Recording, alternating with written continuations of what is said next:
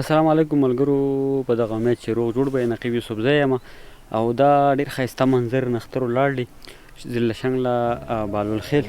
ملګرو څه شعرونه د ماما زوی راسره هم دی ارشد خان. ټولو ترې ډالۍ وي چې داسې مه وایه چې یاره دلته څه دي، داسې مه وایه چې یاره دلته څه دي، په دې غرونو کې بلها د ژوند خواږه دي. په شپېلۍ د اسرافیل به پورته کېږي، په شپېلۍ د اسرافیل به پورته کېږي، پښتانه داسې د مرګ په خوب وده دي. او غزل یې ټولو ترې ډالۍ وي چې پالسي د واک اختیار رانه خطا ده، پالسي د واک اختیار رانه خطا ده، طریقه د هر یو کار رانه خطا ده. څنګه رازونه به د زړه ورته راسپړم، څنګه رازونه به د زړه ورته راسپړم، کیسه ټوله د اظهار رانه خطا ده. هیڅ الفاظ د تسلی را سره نشته، هیڅ الفاظ د تسلی را سره نشته، حوصله د زړه بیمار رانه خطا ده. په ګودر د لوړ چنار تیاره خوره شوه، په ګودر د لوړ چنار تیاره خوره شوه، جوړ موقع د انتظار رانه خطا ده. په ګودر د لوړ چنار تیاره خوره شوه، جوړ موقع د انتظار رانه خطا ده.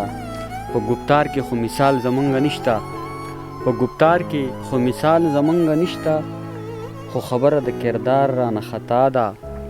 منزل نه مومو مزل کوو نقیبه، منزل نه مومو مزل کوو نقیبه، د ژوندون د سفر لار رانه خطا ده، د ژوندون د سفر لار رانه خطا ده. ډېره زیاته مننه ملګرو.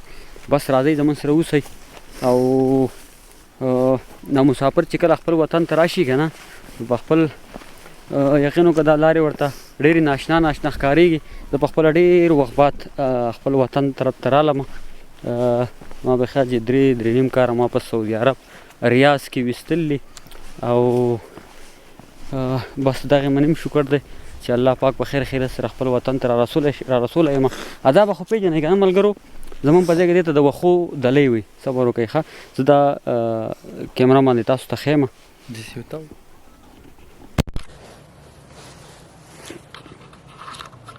تاسو ته خپل کلی هم ښیم، زما کلی به وینئ او زما کلی به وینئ، نور ځای نه دا ځای نه ته ښیم، دې ځایونو نه به هم خوند واخلئ.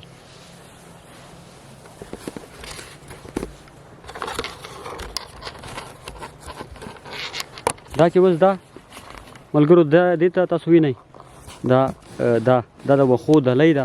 نو کله چې ګرمۍ په موسم کې دا واښئ، بیا دا واښه بیا دغه کې دا راټول کړي، د دې نه بیا دا دلی جوړه کړي.